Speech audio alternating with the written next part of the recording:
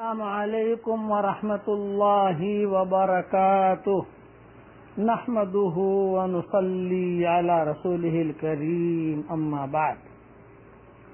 روزے کے متعلق، رمضان کے متعلق یہ سبق ہے اور مضمون چل رہا تھا کہ رمضان کے مہینے میں غیبت سے خاص طور سے بچنا چاہیے۔ حدیث شریف میں آتا ہے، قرآن شریف میں اللہ تعالیٰ نے غیبت کو اپنے بھائی کے مردار گوشت سے تعبیر فرمایا ہے۔ اور ایک مرتبہ حدیث میں قصہ آتا ہے، حضور صلی اللہ علیہ وسلم نے ایک مرتبہ چند لوگوں کو دیکھ کر ارشاد فرمایا کہ دانتوں میں خلال کرو۔ انہوں نے عرض کیا کہ ہم نے تو آج گوشت چکھا بھی نہیں۔ تو حضور صلی اللہ علیہ وسلم نے فرمایا، فلاں شخص کا گوشت تمہارے دانتوں کو لگ رہا ہے۔ معلوم ہوا کہ ان کی غیبت کی تھی۔ اللہ تعالیٰ اپنی حفاظت میں رکھے کہ ہم لوگ اس سے بہت ہی غافل ہیں، بہت ہی غافل ہیں، بہت ہی غافل ہیں۔ ہمارا مسلمانوں کا طبقہ جو ہے اس سے بہت ہی غافل ہے۔ عوام کا ذکر نہیں، خواص مبتلا ہیں۔ ان لوگوں کو چھوڑ کر جو دنیا دار کہلاتے ہیں، دین داروں کی مجالس بھی بالعموم اس سے کم خالی ہوتی ہیں۔ اس سے بڑھ کر یہ ہے کہ اکثر اس کو غیبت بھی نہیں سمجھا جاتا۔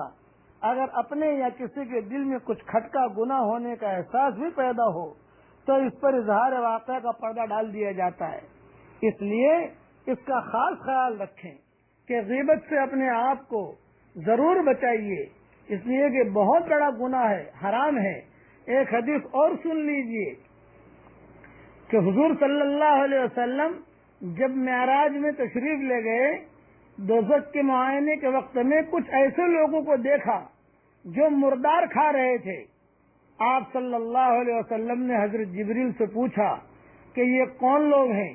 تو حضرت جبریل نے جواب دیا، یہ وہ لوگ ہیں جو دنیا میں لوگوں کا گوشت یعنی ان کی عزت کھاتے تھے، یعنی غیبت کیا کرتے تھے۔ یہ حدیث ترغیب ترہیب میں ہے، جلد 3 صفحہ 330 پر یہ حدیث ہے کہ غیبت کرنے والوں کو یہ عذاب حضرت جبریل نے بتایا۔ اسی طرح آپ صلی اللہ علیہ وسلم نے دوزخ میں کچھ ایسے بد نصیبوں کو بھی دیکھا جو اپنے تانبے کے ناخنوں سے اپنے چہروں اور سینوں کو کھرچ رہے تھے۔ ان کے بارے میں پوچھے جانے پر حضرت جبریل علیہ السلام نے فرمایا، یہ وہی لوگ ہیں جو لوگوں کا گوشت کھاتے تھے اور ان کی عزتوں سے کھلواڑا کرتے تھے۔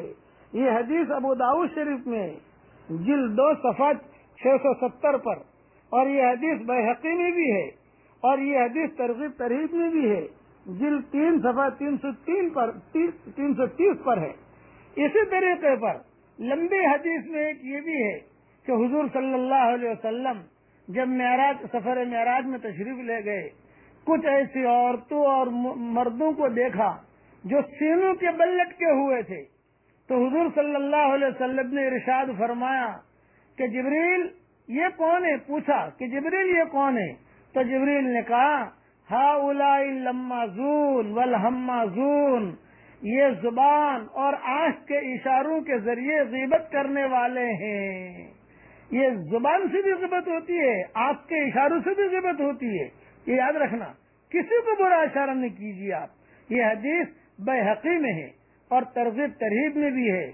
اسی طریقے سے حضور صلی اللہ علیہ وسلم نے غیبت کرنے کو سود سے بھی زیادہ برا کہا ہے۔ یہ حدیث بھی سن لیجئے۔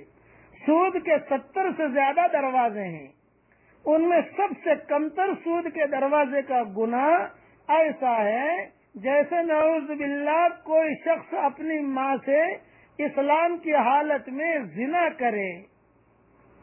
اور سود کا 1 درہم 33 مرتبہ زیادہ کرنے سے بھی زیادہ خراب ہے۔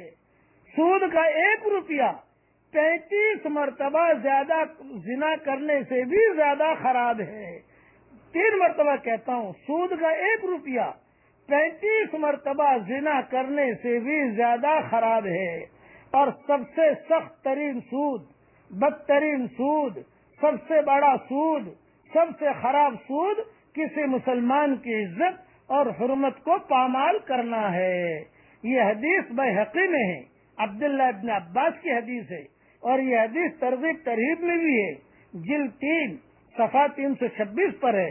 اس لیے اس کا خاص خیال رکھیے کہ سود سے بھی بچیے اور غیبت سے بھی بچیے۔ بقیہ مضمون کل انشاءاللہ عرض کروں گا۔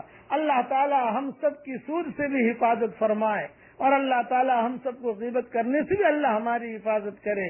یہ میری دعا مدینہ منورہ سے اللہ میرے لیے بھی قبول کرے اور ہم سب کے لیے قبول کرے۔